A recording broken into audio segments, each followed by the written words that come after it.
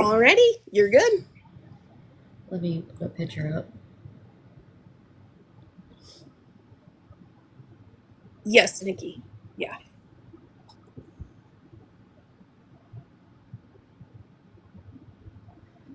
Alright, I'm going to be talking about Thomas Williamson. He was known as one of the earliest documented American serial murderers.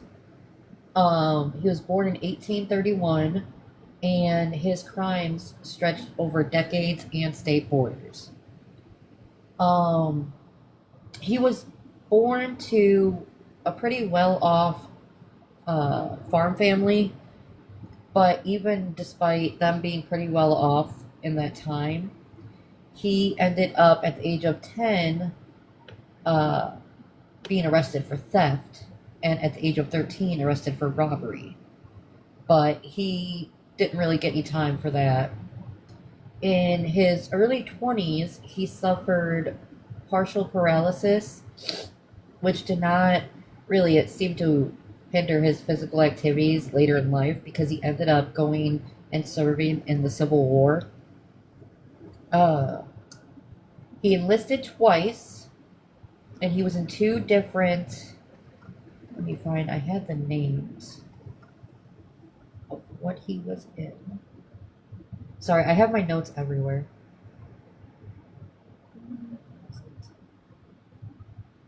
So he first served in the 7th Illinois Infantry and then in the 108th Illinois Infantry.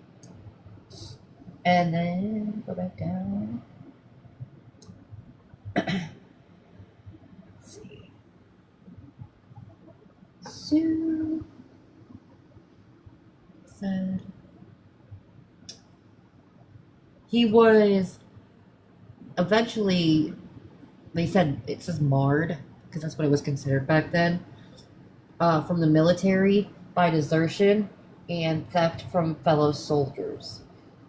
His disciplinary issues, there really was none. He was just let go. So he continued in 1868, was his first murder that he participated in together with two of his friends. It was, the man's name was August Koch in Delavan, Illinois, and they lured him into his own house and murdered him inside and then buried him beneath his own house. The three of them were arrested, and all of them were supposed to be unalived in jail, but only the other two were, and Williamson received a life sentence. It was later commuted, resulting in him being released in 1879 after only serving 11 years. So the other two guys got unalived as their sentence, and he got out in 11 years. So, yeah. And it even said the justice system had failed to realize the threat he posed.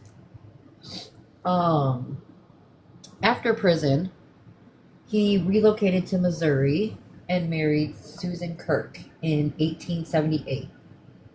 How did he marry her in 18... These notes are weird when I look this up, because it says he married her in 1877, but he got released in 1879. Okay, Google. It's possible. He just would have been in jail when he got married. I mean, that's true. Okay. Though his marriage, for the most part, in the beginning was pretty uneventful. It was a typical marriage. But in 1889 is when he got that thrill again for hurting people. In 1889 is when his wife Susan disappeared. Williamson falsely claimed that she had unalived while visiting family, when actually he murdered her and buried her secretly. They said that his most horrific crimes occurred in 1890, which was a year later, and he murdered his employers, Jeff and Charles Moore, on a farm in Missouri. He unalived them with an axe and buried Jeff in the cellar and Charles in a field, and then continued to use their property and livestock like it was his own, as if nothing had ever happened. Um, it said that it illustrated his traits that were associated with being a psychopath and a serial offender. He was known for being charming, but also manipulative, lack remorse, and a sense of invincibility. He was arrested not long after the Jeff and Charles disappeared, and that's right before then. They said that suspicion arose because he refused to allow others to dig near his old residence.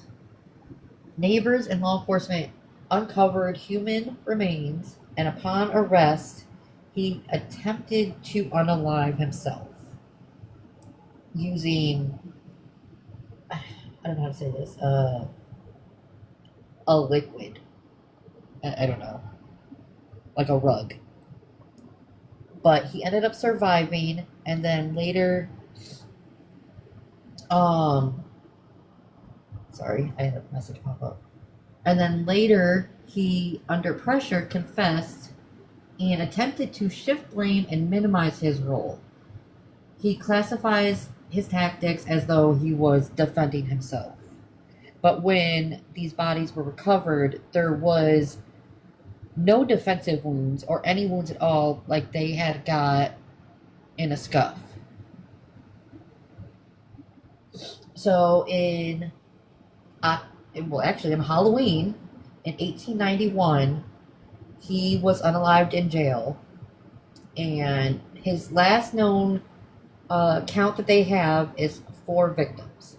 They suggested there was others between the years of when he left Illinois and got to Missouri, because there was about a couple year gap in there, and so they think there's far more, but being in the late 1800s, they really didn't have ways of telling for sure.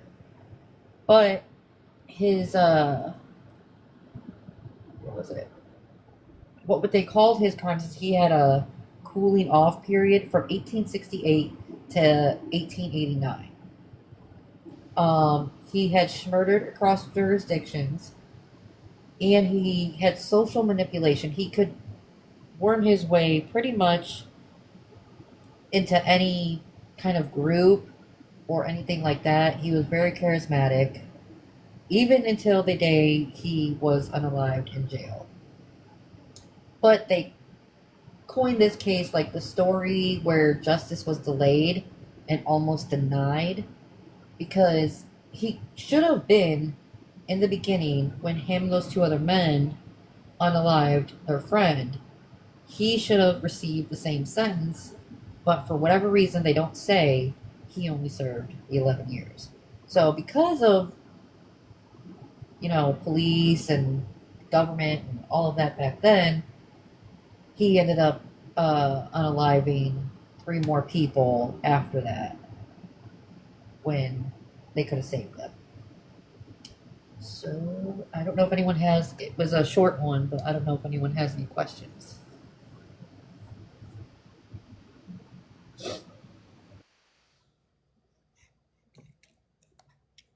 Hi, everybody. Please remember to tap.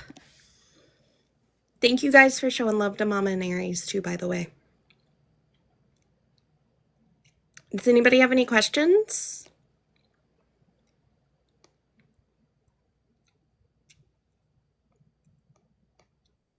Actually kind of funny because when I go to look him up, it comes his name comes up as a American soccer player first instead of this guy. I know when I tried to look up his image on Google and I clicked images, I was like, oh, that's not him. So, yeah.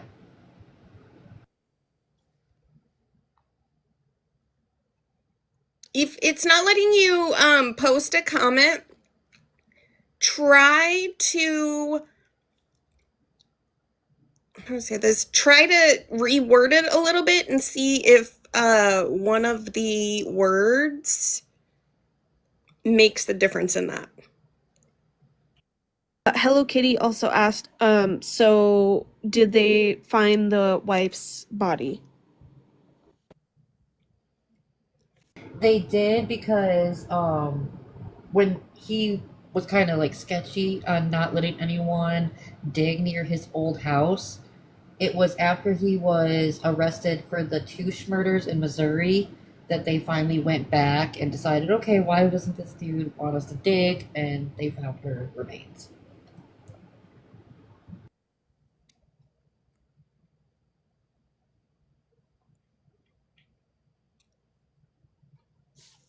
Alrighty.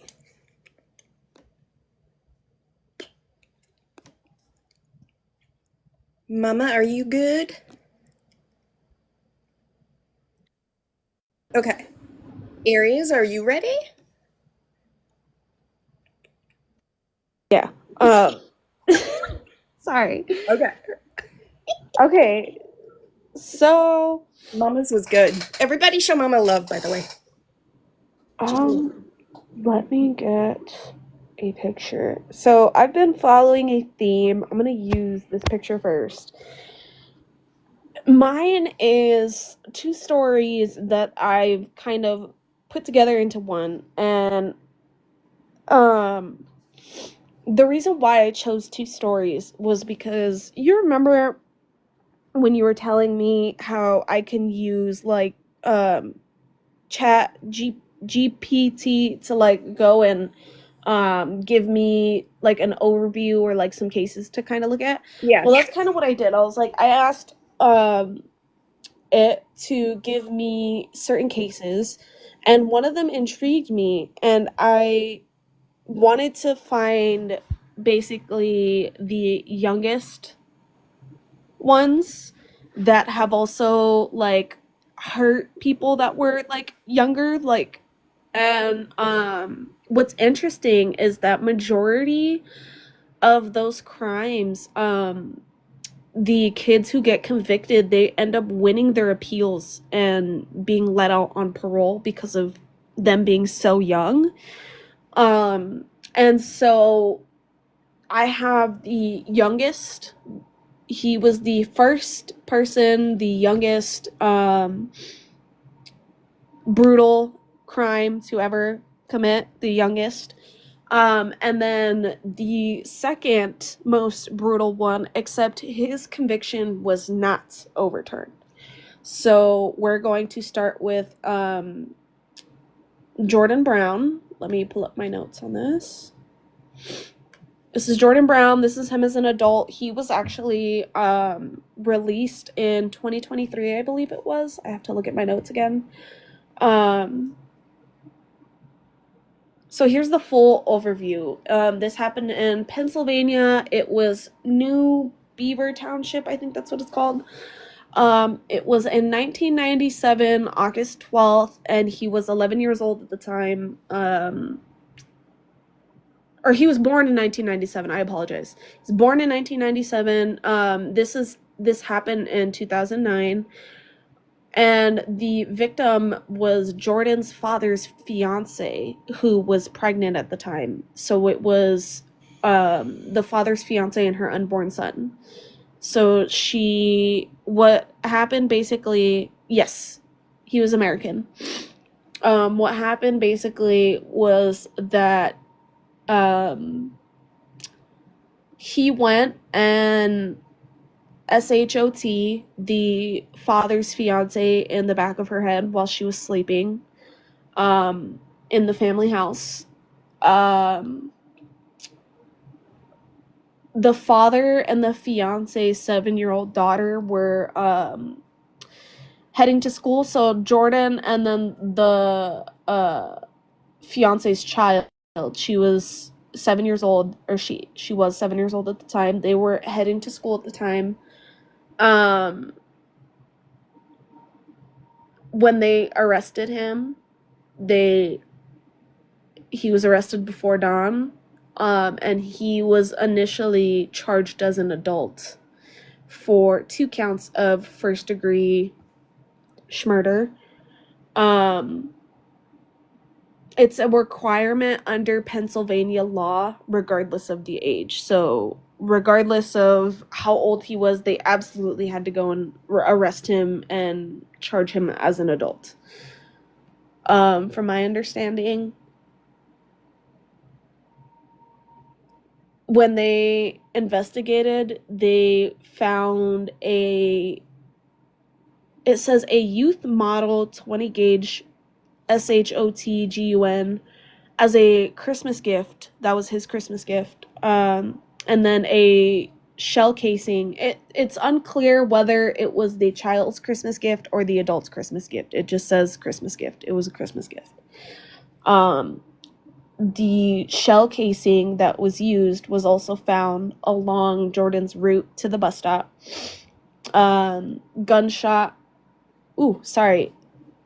Residue was found on his clothing. And then when they arrested him, he initially went to adult jail. And then they transferred him to a juvenile center in March of 2009. His lawyers managed to get the case moved to juvenile court in August of 2011, so that's 2 years after. And then in April of 2012, they found Jordan, the delinquent,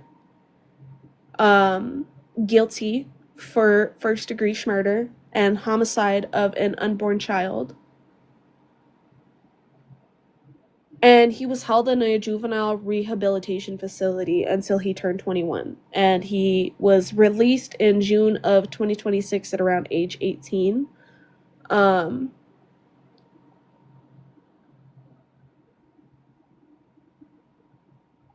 I don't know what this phrase means. Someone may have to explain this to me.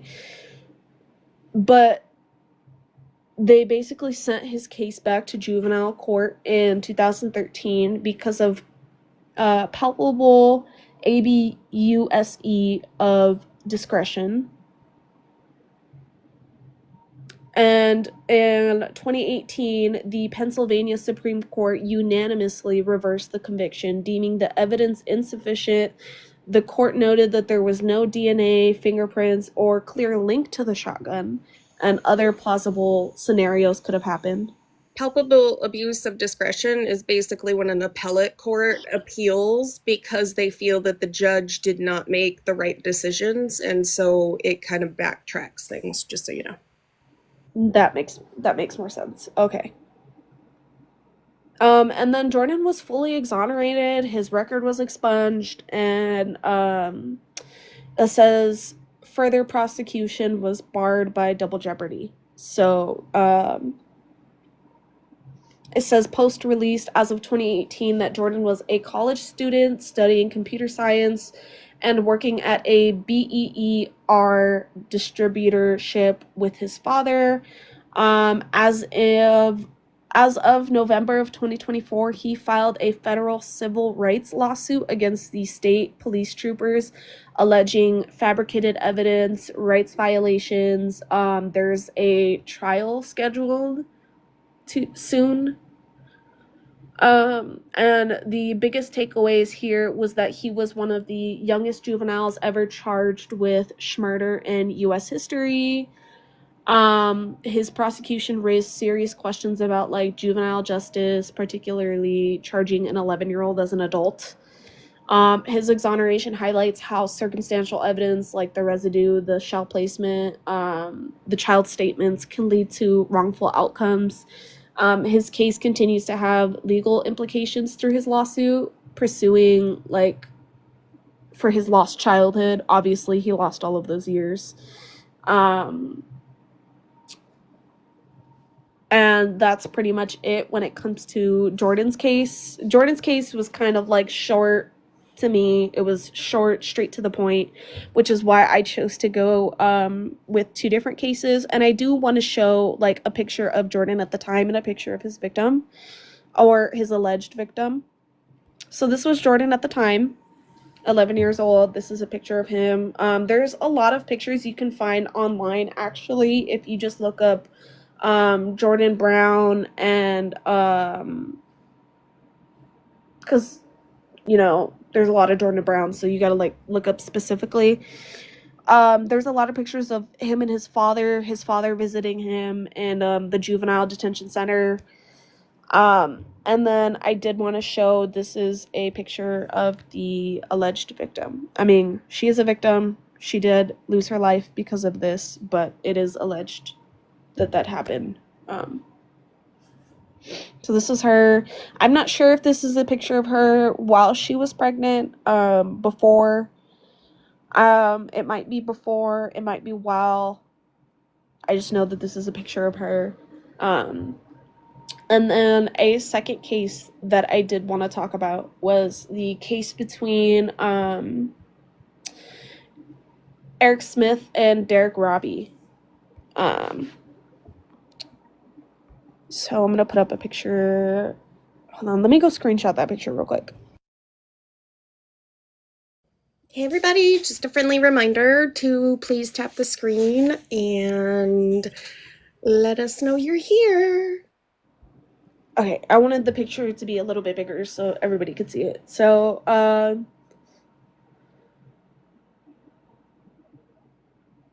okay, this was in 1993, August 2nd, where investigators discovered Derek Robbie's body.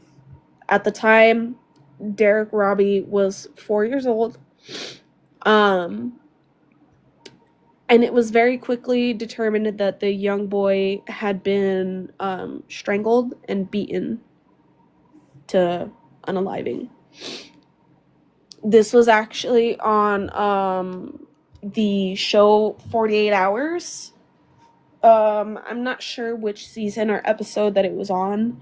I did not watch the episode personally. I know that they covered this on CBS and they did this on 48 Hours. So if anybody wants to go into like a deeper dive, they do show it on 48 Hours and have more details and stuff like that.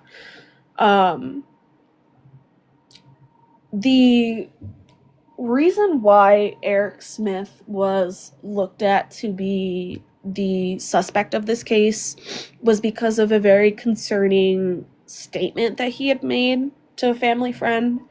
After they had found Derek's body, Eric had asked a family friend, what would happen if it turned out to be a kid? And that person replied back to them, I think that they would need some serious psychiatric help. And he only replied back like, oh, okay. And that's when that family member realized, you know, he might know something or might have seen something. Less than a week later, the family friend and Eric's mother brought the 13-year-old, he was 13 at the time, to the police station, where he actually did confess to the unaliving after spotting him walking alone to his summer camp. And then a year later, Eric was convicted of a second-degree murder and sentenced to 9 years to life in prison. Every 2 years, it says in this article that he would go to appeal and try to get on parole, and he would get denied for it. So every 2 years, Robbie's family has to relive that trauma when he's up for parole, because it's every 2 years, it says. In 2021, and this was well after 30 years later, in 2021, the 41-year-old was granted parole and resides in New York, Queens, New York. I do have a picture of Eric Smith as well. This was taken, I believe this is in the courtroom. And when they asked him what drove him to do this,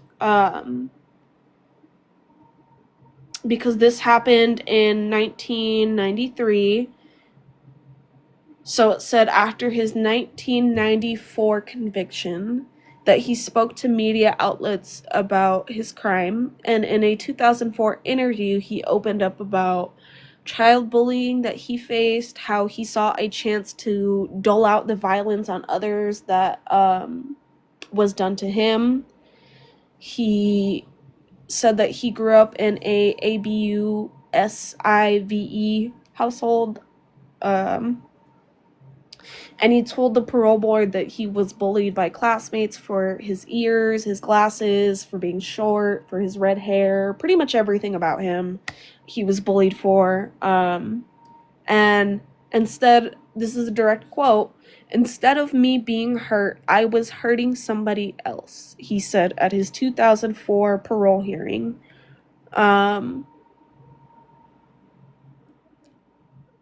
After 28 years behind bars, Smith eventually claimed in a parole hearing that he was a changed man, citing years of therapy that he has had. He says people can label him a monster, but that's not who he is. He wants to be a counselor to help other children who are bullied, and he plans to get married and have a family, is what this article says.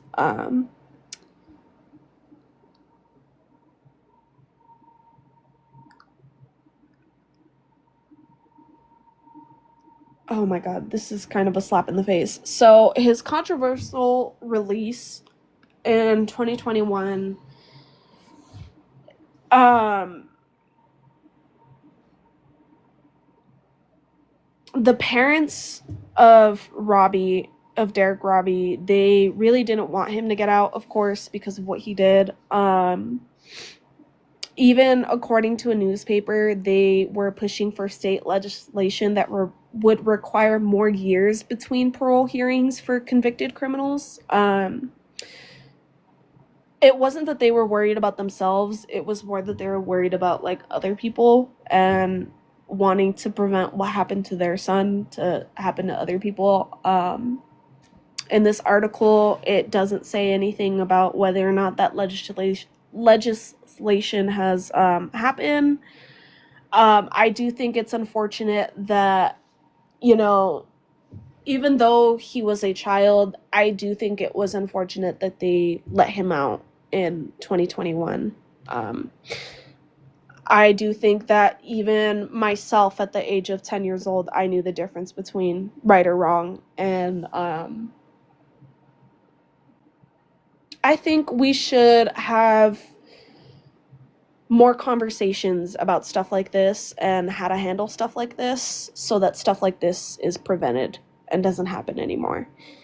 These were two cases that definitely were interesting. They kind of spoke out to me. I don't know. No, Eric Smith and Jordan Brown have not recommitted ever since they have been let out.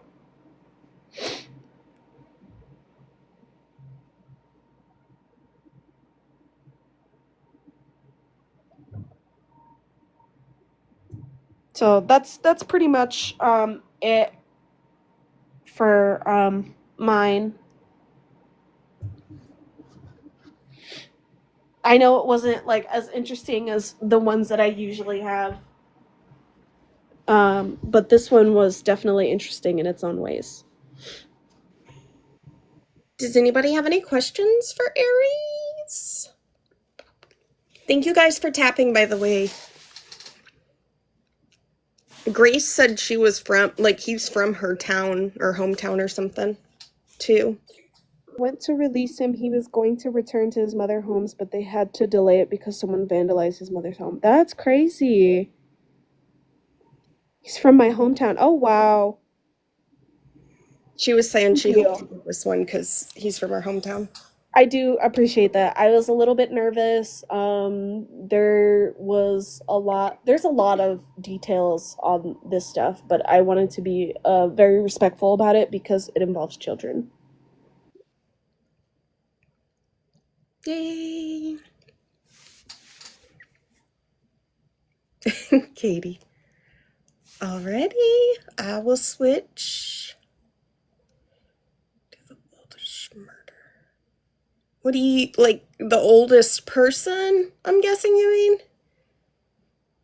Because, I don't know if we could figure out the oldest murder. No, mine's next, Amelia. Okay. So, actually, okay. So, tonight I am going to take you guys back to 1991, Austin, Texas, where a city known for music, tacos, and generally good vibes on one December night turned into something horrific. 4 teenage girls, a yogurt shop, and a fire that was meant to destroy the evidence that has widely and predominantly been known as the yogurt shop murders. So let me put my graphic up.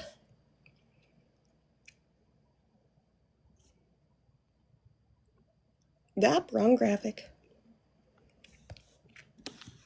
Okay, we're gonna try it with the screen. Okay, so let's start with the victims. This isn't just a murder case. This is about like 4 teenagers losing their lives. So Amy Ayers was 13 years old and she was the youngest. She was in 8th grade at Burnett Middle School and loved animals, especially horses, and dreamed of being a veterinarian.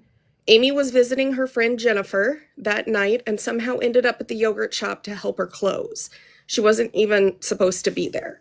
So I also do have pictures of them. Jennifer Harbison was 17 years old. She was smart, driven, responsible, and worked at the shop part-time and is known for being mature beyond her years. She had picked up her younger sister, Sarah, earlier that night, who had been babysitting. Sarah Harbison was 15 years old and Jennifer's younger sister. She was quiet, kind, and athletic. She was known for playing sports and was close to her big sister. And that night she was in the shop waiting for Jennifer to finish work so they could basically head home together.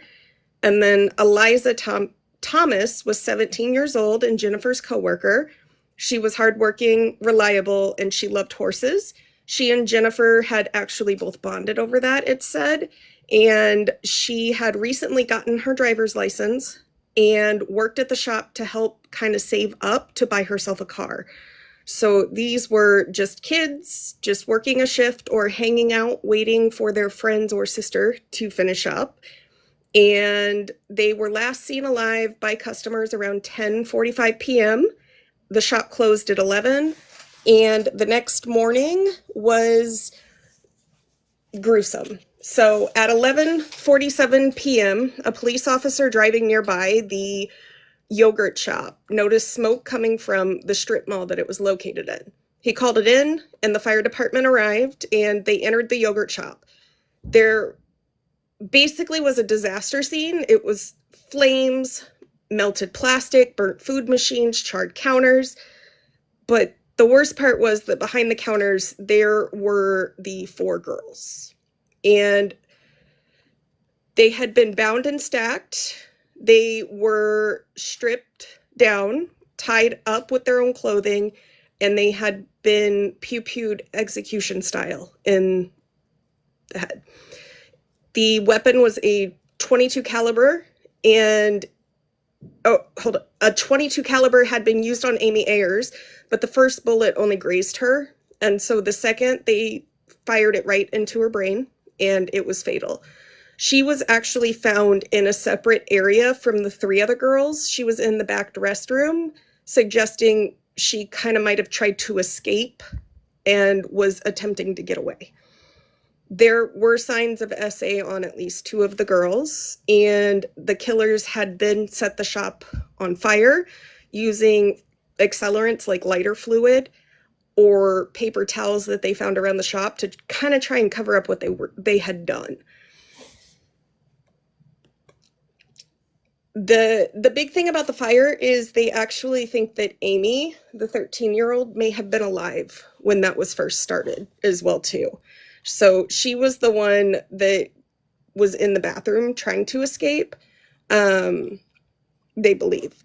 So basically right away, let's go ahead and talk about what went wrong with the case, because that's usually a theme in my stories when I talk about it.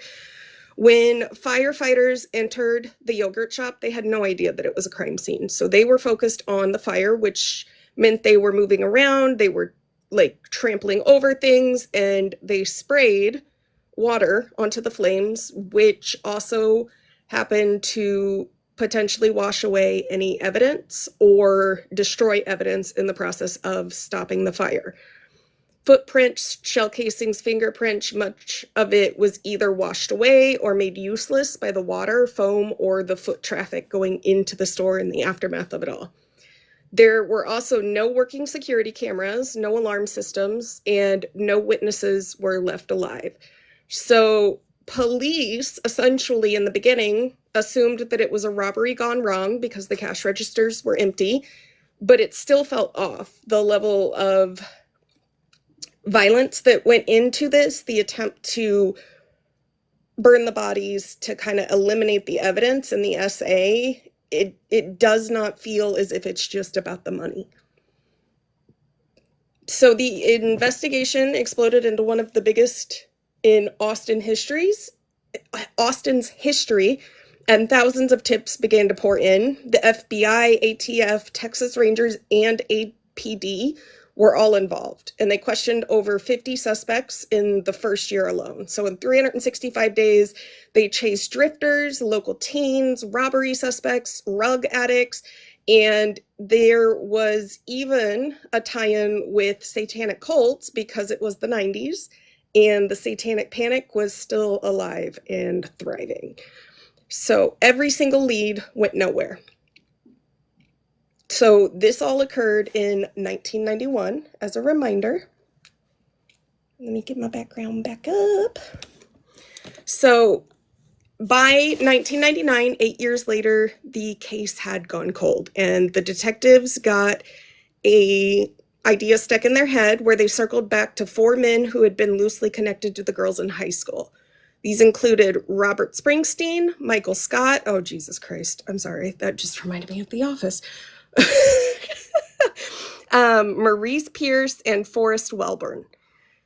So what happened was police brought Scott and Springsteen in for questioning, but they denied any involvement at first. But after hours of high-pressure investigation, they actually confessed to the crime. But only after they had been told things like, your friend said you did it, we know you were there, you'll feel better if you tell us. And their confessions actually did not match each other. They had conflicting details, and it included things that the police had actually been feeding them as they were interrogating them. So there was a detail, however, that Scott gave, and he said that the girls had been bound with their own clothes, and that was never actually made public, according to the police. But, so it may sound as if he knew something that only the Schmiller would know, but he only gave that detail after the detective whispered something to him off camera, and it is believed that that detective gave him information that he then regurgitated in this kind of forced confession. So despite red flags, both Springsteen and Scott were actually tried and convicted. Springsteen was tried in 2001 and Scott was tried in 2002. They each got life sentences, and the other 2, Pierce and Welborn, who they had kind of pursued, were never brought to trial. There wasn't enough to charge them with, so these 2 men went to prison based solely on their questionable confessions at this point. There was no DNA, there was no physical evidence, just their words that had been pulled out of them essentially after hours of intense pressure. And the possibility of police having fed them information that they then were using in these confessions that did not match. So fast forward to 2008, and new DNA testing methods are on the rise and everything, and they actually applied the evidence to one of the victims. There was a sample that had been preserved, but they never thoroughly tested it. And the results came back that the DNA belonged to an unknown male. It wasn't Springsteen, it wasn't Scott, it wasn't Pierce, it wasn't Welburn. It did not match anyone in CODIS, which is the DNA database where they could run it and see if it found anyone who's committed a crime across the country that's got their DNA in the system. So suddenly the prosecutors had a problem because they've got these two men who were convicted on this crime, but now the DNA is saying that it was not them. So in 2009, Springsteen and Scott were released from prison and the charges were dropped. Not because they were found innocent, but because the state essentially wasn't going to move forward with retrying them, because how are you going to get up there and say that they're guilty, but then the evidence is showing that their DNA is not the DNA that was found at the crime scene?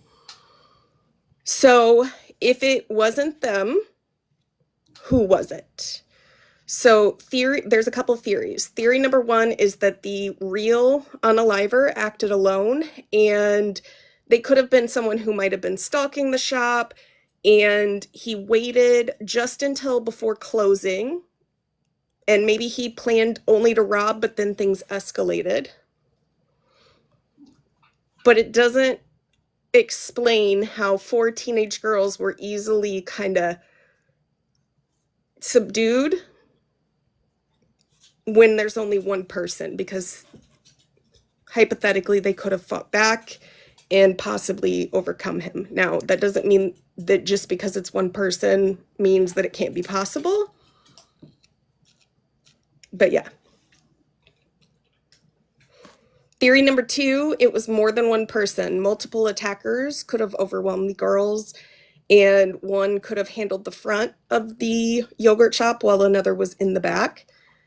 This actually is supported by the way the bodies were moved and stacked, because it would have taken time, strength, and control. Now, the way they were found, and I say stacked because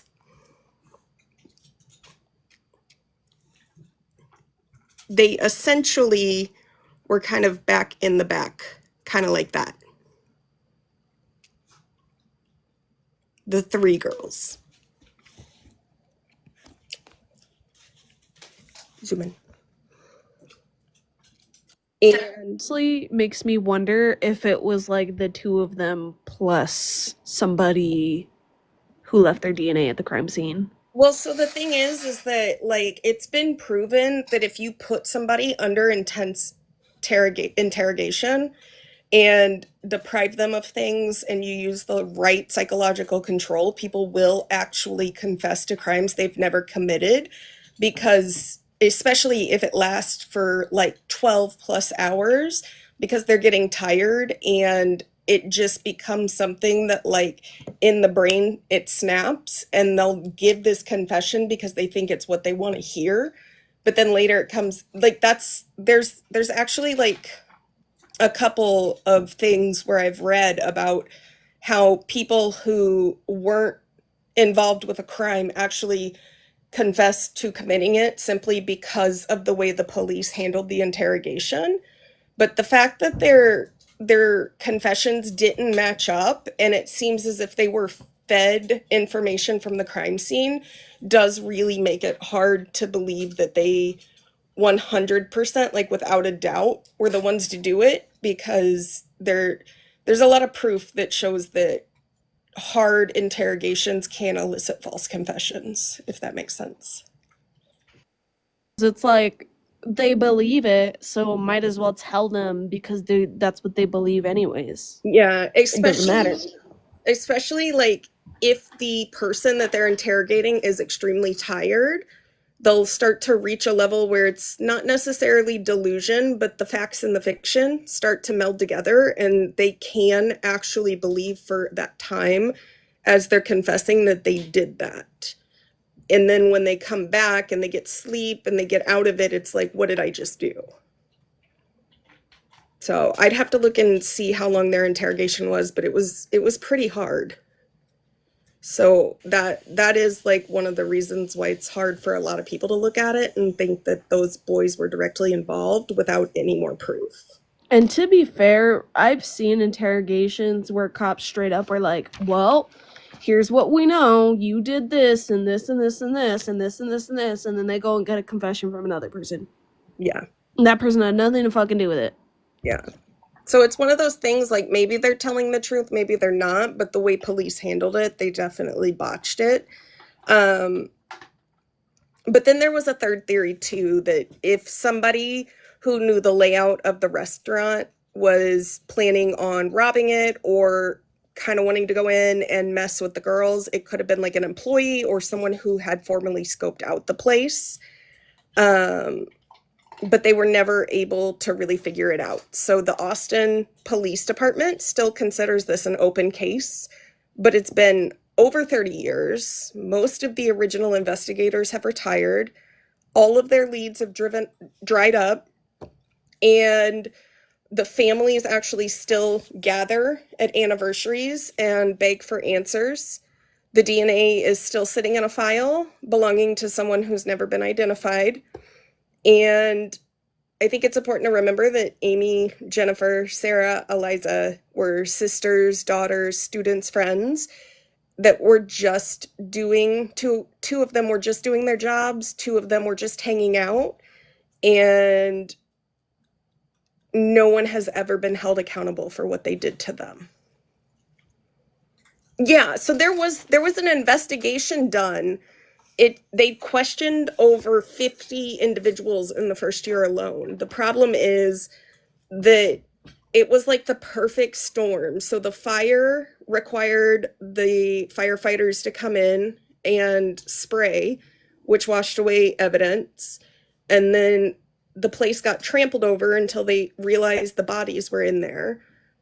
And the yogurt shop's security cameras didn't even work. So there was nothing to even really work in their favor from the beginning, sadly. But they have the DNA, and it's wild that nobody's ever been caught, because you would think if somebody committed a crime this horrific, they would be like a repeat offender almost, or had done something in the past, because the level that it took to like pull this off and get away with it is wild. Yeah. It's worse that they got no justice. My research says they weren't working, so I don't think they were turned off. They didn't have a working security system at all, like in terms of like alarms or anything. So, but it's hard because it could be those two guys that got arrested and convicted but were released because of the level of their interrogation.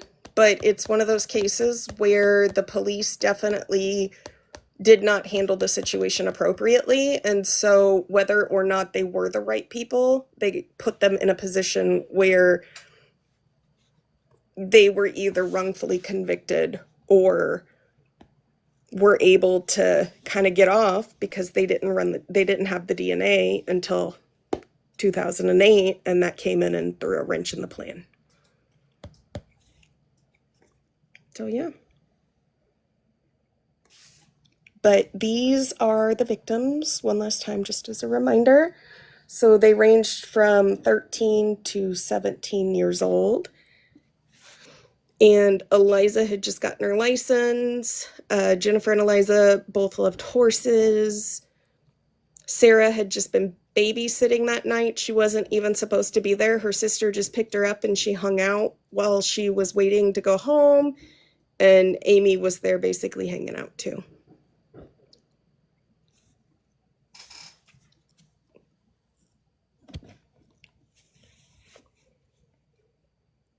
Yay, we did it. Not like yay, but you know what I mean. Choice, how to cook rice. It's okay. Arvel has to explain it to me like every time. Do what? Joyce said she missed the majority of it because she was telling her son how to cook rice. Said it's okay. Arvel has to remind me all the time. Can't even remember. Is it 1-1 or 2-1 on the water? Hey! Everybody just screamed. Honestly, true crime in general, just there's a line from this song, and it's literally called "Lot of True Crime," and it says like, "You're not special for winning a game with someone who you know was never playing." Yeah. It's literally what it is.